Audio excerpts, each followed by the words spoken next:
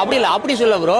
அண்ணா ஒரு சனியன், அப்புறம் என்ன சொன்னார், எம்ஜிஆர் ஒரு சனியன். இது உரைக்க வேண்டியது எங்களுக்கு இல்ல, ஏடிஎம்கேவுக்கும் டிஎம்கேவும். ஏன்னா அண்ணாவோட பெரிய போர்ஸா நிறுத்துறது யாரு, நாங்களா டிஎம்கேவா?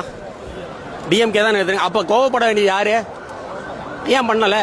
ஏன் அமைதியா இருக்கிறாங்க? ஏன் அமைதியா இருக்கிறாங்க? அவங்க அமைதியா இருக்கும் போதே தெரியலையா, எல்லாம் உள்ளுக்குள்ள ஒண்ணு வெளியில வேற. நாங்க திட்டுறோமோ திட்டுவோம் உங்களை, ஆனா உங்களை எதுவும் செய்ய மாட்டோம். நாங்க விஜயை மட்டும் தான் திட்டுவோம். ஏன்னா எங்களுக்கு விஜய் மட்டும் தான் போக்கஸ். ஏன்னா அவருக்கு தான் இனிமேல் ஓட்டு வராது. ஓட்டு வந்தா தானே அவர் பேசணும். எல்லா நாளும் பர்மிஷன் கொடுங்க, எல்லா நாளும் பர்மிஷன் கொடுங்க, நாங்க வர சொல்றோம். அது நீங்க தான் சொல்லணும், நாங்க சொல்லக்கூடாது.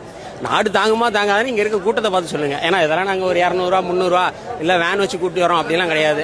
எல்லாரும் நாங்க சொந்த செலவுல ஃபேமிலியோட வந்திருக்கோம்.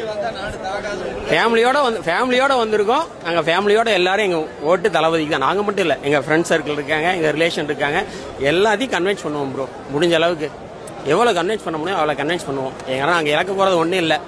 2026 2031 நாங்க தான். 2024 என்ன நடக்குன்னு எங்களுக்கு தெரியாது. ஏன்னா பணம் எவ்வளவு விளையாடு நமக்கே தெரியாது. உங்களுக்கே தெரியும் எவ்வளவு காசு கொடுப்பாங்கன்னு உங்களுக்கே தெரியும்.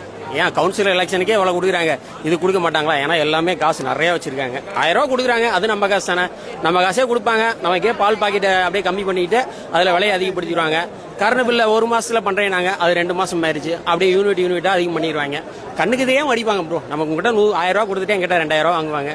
ஆனா யாருக்கு தெரியுது, நம்ம கொடுத்து அந்த 1000 ரூபா மட்டும் தான் பெருசா தெரியும். நமக்கு பின்னாடி அடிக்கிறது யாருக்காச்சும் தெரியுமா? போதை இல்லாத தமிழகம் தான் எங்க தலைவர் சொல்லிடுறாரு. கொள்கையில இருக்குல்ல, போதை இல்லாத தமிழகம் இருக்கா இல்லையா? அதுதான் எங்க கொள்கை. தீண்டாமை ஒழிப்பு எங்க கொள்கை, சமத்துவம் எங்க கொள்கை. கேட்டா எங்களுக்கு கொள்கை தெரியாது.